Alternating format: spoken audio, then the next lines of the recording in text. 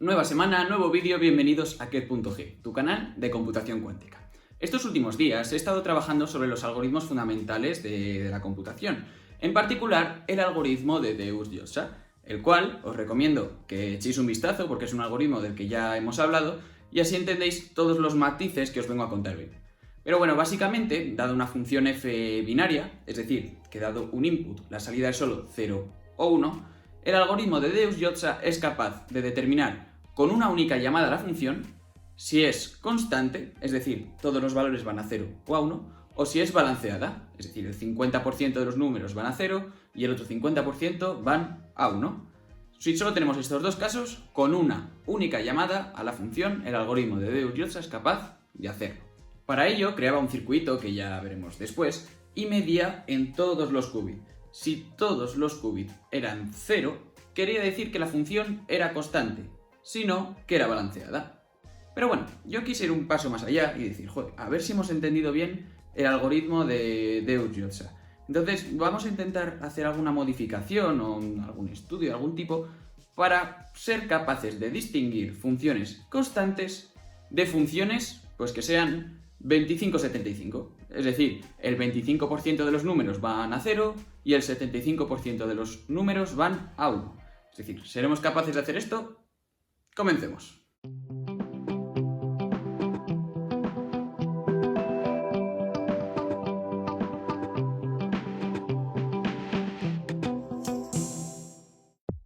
La clave del vídeo de hoy va a estar en la representación visual que vamos a dar del algoritmo de Deutsch-Joza, para lo cual necesitamos conocer tres conceptos fundamentales en cuanto a ángulos dentro de la computación cuántica. El primero de ellos, el ángulo que forman dos estados cualquiera, el estado phi y el estado tita, se puede calcular a partir de su producto interno. Es decir, recordemos, creo que se veía en el instituto, que la fórmula del coseno era la siguiente. El ángulo que forman dos estados es igual al producto interno, el producto escalar, partido el módulo de uno y el módulo de otro. En este caso, al estar con estados cuánticos, la norma siempre es 1 y por tanto tenemos que el producto interno es igual al coseno del ángulo. Punto número 2. Si tenemos dos estados cualquiera que no compartan ningún elemento, ningún estado básico, van a formar 90 grados. ¿Y esto por qué? Pues bien, pongamos el siguiente ejemplo que tenemos aquí.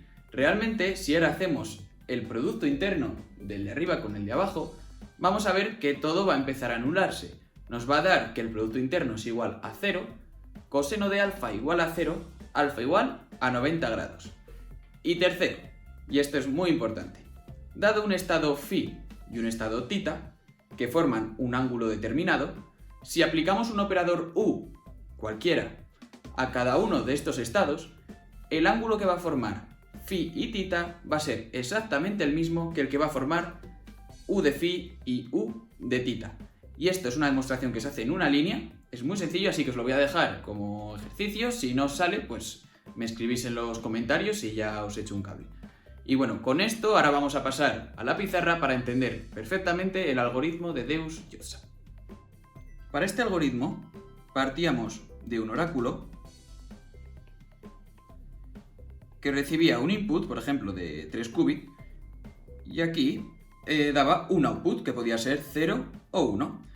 Pues bien, el algoritmo de Deutsch-Joza, para saber si esta función era constante o balanceada, era aplicar puertas Hadamard al principio y al final. Y en el último qubit ponía una puerta X, una Hadamard y acababa con otra Hadamard. Pues bien, encontramos esos bloques principales. El oráculo, esta última fila, que va a ser muy importante, las Hadamards de entrada y las Hadamards de salida. Respecto al oráculo, lo podríamos representar de la siguiente manera. Un oráculo con un control X. Es decir, en función del input que venga, activa el control o no. Pues bien, si aplicamos estas puertas de la última fila H y H, hay una equivalencia que dice que HXH es igual a Z. Podríamos hacer la comprobación multiplicando las matrices, por lo que realmente aquí estamos haciendo un control Z. Como tenemos aquí una puerta X, lo que estamos haciendo es un control Z sobre el estado 1. La puerta Z cambia de signo el estado 1. Por lo tanto, dado un input, si el estado se marcaría con un 0, entonces no cambia de signo. Si se marcaría con un 1, entonces cambiamos de signo. Digamos que en vez de hacerlo binario, estamos distinguiendo en positivos y negativos.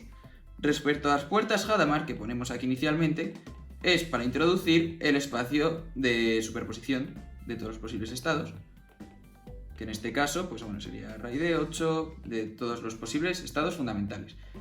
Y las puertas Hadamard que vienen después, luego entenderemos cuál es su aplicación. Entonces, dicho esto, vamos a partir del siguiente esquema.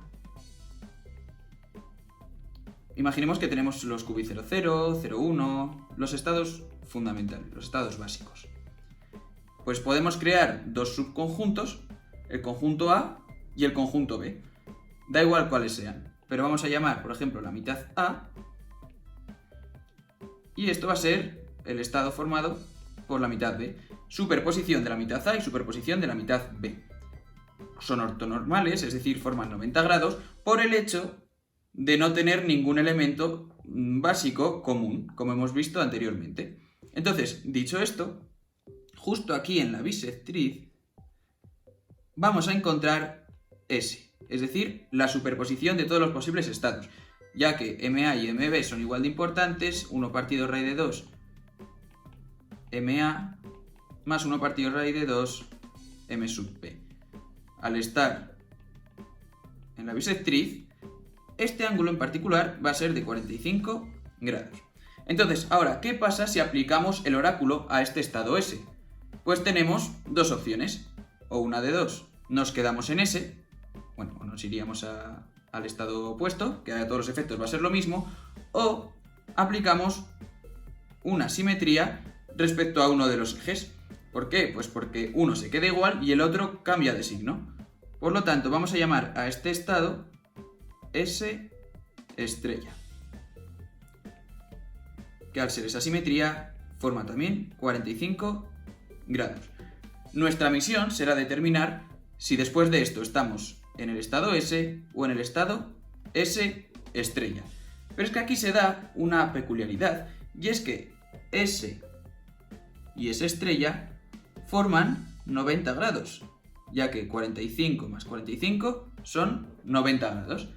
Y en particular, aplicar puertas Hadamard sobre S y aplicar puertas Hadamard sobre S estrella también va a formar 90 grados. Estas puertas Hadamard van a hacer referencia a este último bloque que teníamos aquí. Por lo tanto, ya hemos aplicado esas puertas que tenemos. Por lo tanto, podemos formar dos ejes perpendiculares donde tenemos HS y tenemos HS asterisco. Pues bien, en concreto, HS es lo mismo que el estado 0, 0, 0, 0. ¿Por qué? Pues bien, es tan fácil como que aplicar H a 0 da la superposición. Pues en particular, si aplicamos H en los dos lados, H con H se va, vemos que aplicar H a la superposición nos da 0. Pues bien, el estado HS estrella tiene que ser, por tanto, perpendicular a HS. Entonces, si observamos dicho estado, nunca vamos a ver el 0, 0, 0. Si nos hubiéramos encontrado por aquí, pues bien, con cierta probabilidad sí que podríamos ver dicho estado. Pero como es justo perpendicular, no va a pasar esta situación. Entonces, bueno, esto es una demostración visual de lo que viene a ser el algoritmo de Deutsch-Joza. Pero volviendo a nuestra pregunta, ¿qué pasa si queremos distinguir entre constante y desbalanceado de este tipo, 25-75? Pues bien, de la misma manera, ahora tendríamos aquí el conjunto phi de A, que ya no es la mitad. Ahora vamos a decir que este tendría el 25% de los valores. Y aquí tenemos phi de B, con el 75% de los valores. Pues bien, el estado S, por tanto, ya no se va a encontrar en la bisectriz, ya que este al tener más valores va a tener más peso. Por lo tanto, S puede encontrarse a esta altura. Tras aplicar el oráculo, puede ser que nos quedemos en S o apliquemos dicha simetría, consiguiendo S estrella. Pero el ángulo que forman ya no es de 90 grados. Por lo tanto, tras aplicar H a cada una de las dos, se nos quedaría aquí el estado H de S, que es igual a 0, y por aquí se nos quedaría con ese ángulo que tuviéramos aquí, H de S estrella. Por lo tanto, con cierta probabilidad, vamos a poder ver el estado 0. Y de esta forma ya no podemos distinguir entre S asterisco y S. Este vídeo viene muy bien para ver la diferencia entre lo que es entender un algoritmo y memorizar un algoritmo. Si al final sabemos que un algoritmo de Deutsch-Jozsa es aplicar unas Hadamard al principio y al final, pues no vamos a ser capaces de hacernos este otro tipo de preguntas de ¿qué pasa si desbalanceo los datos? Porque no conocemos el hilo conductor del algoritmo. ¿Por qué estoy aplicando esto? ¿Por qué aplico esto sobre la última línea? ¿Por qué aplico ahora unas Hadamard? Entonces creo que es importante conocer este tipo de cosas para poder hacer nuestras pequeñas modificaciones o intentar jugar con ello. Así que bueno, espero que os haya gustado. Si os interesa, no olvidéis en suscribiros y compartirlo entre gente que le creáis que le puede gustar. Y nos vemos la próxima semana.